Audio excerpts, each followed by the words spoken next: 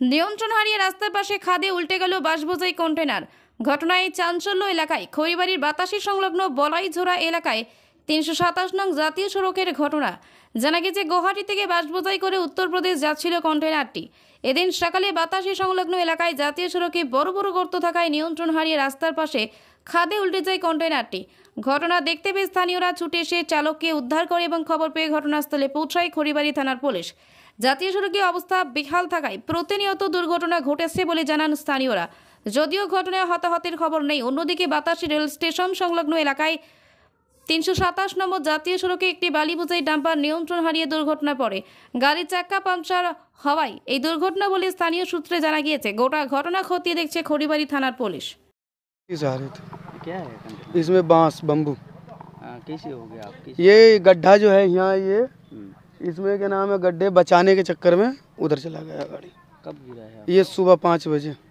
किसी का तो कुछ नहीं हुआ? नहीं, किसी का नुकसान कुछ नहीं हुआ। बस अभी कहाँ जा रहे थे? ये यूपी जा रहे थे। आपका नाम शाहिद है। ये जो इतना रास्ता रोड खराब है यहाँ सिलीगुड़ी से आने का, कितना तकलीफ होता है आपको? तकलीफ तो बहुत ही होता है, लेकिन क्या करें बताओ, चलना तो फिर भी है। टैक्स देते हैं सरकार, लाखों रुपया टैक्स देते हैं, लेकिन सरकार को देखना चाहिए ना इस चीज़ को। ड्राइवरों के लिए कोई सुविधा थोड़ा ही है, बस टैक्स से मतलब है हर चीज़ में।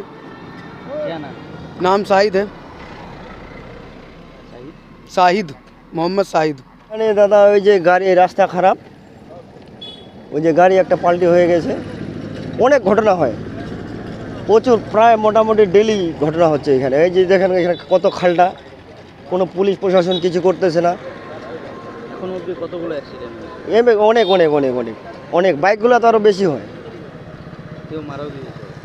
মারা তো গেছে, অনেক মারা গেছে। কত আগে কত কি ঘটনা হয়েছে। আজকের এই কন্টেনারটা কখন পাল্টেছে? এটা 6টার সময় হয়েছে, সকাল 6টায়। কজন ছিল গাড়িতে? হ্যাঁ, গাড়িতে হ্যাঁ, ড্রাইভার সাহেব ঠিকই আছে, ভালোই আছে। কজন ছিল? একজনই ছিল। কোন জায়গায় ঘটনাটা? এটা দুর্গা মণ্ডপের একটু দক্ষিণ সাইডে, হ্যাঁ, বলাইঝোড়া, কালীবাড়ি বলাইঝোড়া পরে। এটা কোন দিক থেকে আসতেছিল? এটা আসছিল শিলিগুড়ি থেকে। কি নাম আপনার? আমার নাম প্রদীপ বর্মন।